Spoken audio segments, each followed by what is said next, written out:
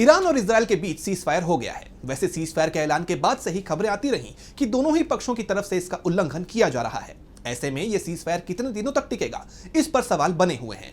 तो कैसे रुकी इजराइल और ईरान की जंग, देखिए इस रिपोर्ट में। अमेरिका के राष्ट्रपति डोनाल्ड ट्रंप ने अपनी एक सोशल मीडिया पोस्ट में कहा कि ईरान और इजराइल में युद्ध विराम लागू हो गया है, कोई भी पक्ष इसका उल्लंघन ना करे। इससे कुछ घंटे पहले ट्रंप ने इजराइल और ईरान में युद्ध विराम की घोषणा की थी। कतर की मध्यस्थता में दोनों ही देश सीज फायर को तैयार हुए, लेकिन इस पर ऊहापोह की स्थिति बनी हुई थी, क्योंकि सीज फायर के बाद ये खबर सामने आई कि ईरान की तरफ से मिसाइलें इजराइल की तरफ दागी गई हैं। इजराइल ने ईरान पर सीज फायर उल्लंघन के आरोप लगाए, तो ईरान की तरफ से कहा गया कि उसने सीज फायर शुरू होने के बाद कोई हमला नहीं किया है। दूसरी तरफ इजराइल ने अपने फाइटर प्लेन को तेहरान पर हमले का आदेश दिया, जिससे ट्रंप गुस्सा हो गए और नेतन्याहू को आदेश दिया कि कोई भी पायलट हमला नहीं करे। सीज फायर शुरू होने के चंद घंटों बाद ही इसका उल्लंघन शुरू होने पर सवाल उठने लगे।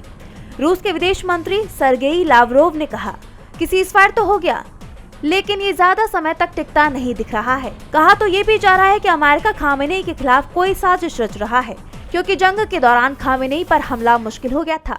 इसलिए सीज फायर के बाद खामेनेई पर हमले की कोशिश हो सकती है, क्योंकि इस जंग को शुरू करने का मकसद खामेनेई को सत्ता से हटाना और ईरान का परमाणु कार्यक्रम तबाह करना था। और इन दोनों में ही अमेरिका और इजराइल कामयाब नहीं हो पाए। उल्टा खामेनेई की स्थिति ईरान में मजबूत हो गई और अब ये कहा जा रहा है कि ईरान जल्द ही परमाणु बम बना सकता है। वैसे ईरान की तरफ से ये कहा जा रहा है कि उसकी तरफ से सीज फायर नहीं तोड़ा जाएगा, लेकिन इजराइल उसका उल्लंघन करेगा तो ईरान जवाब जरूर देगा। ईरान ने सीज फायर होने के बाद पोस्टर जारी किया, जिसमें लिखा था कि हमने किया आखिरी वार।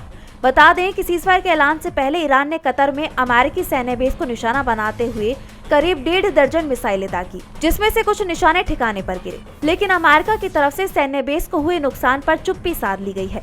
इसके बाद ईरान ने कहा कि जितने बम अमेरिका ने हम पर गिराए, उतनी ही मिसाइलें हमने उनके सैन्य अड्डे पर गिरा दी। वहीं अमेरिका ने साफ कर दिया कि वो ईरान को इसका जवाब नहीं देगा।